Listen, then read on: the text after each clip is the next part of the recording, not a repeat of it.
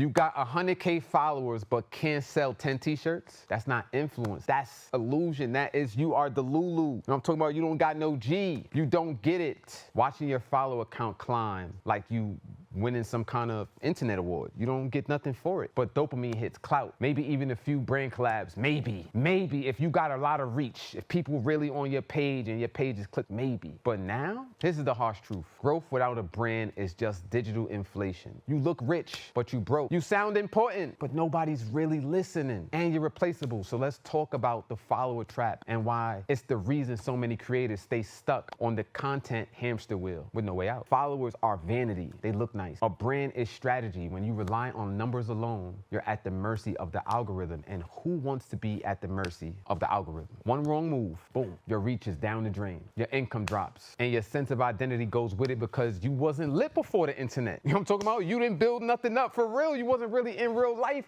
running down on joints getting numbers.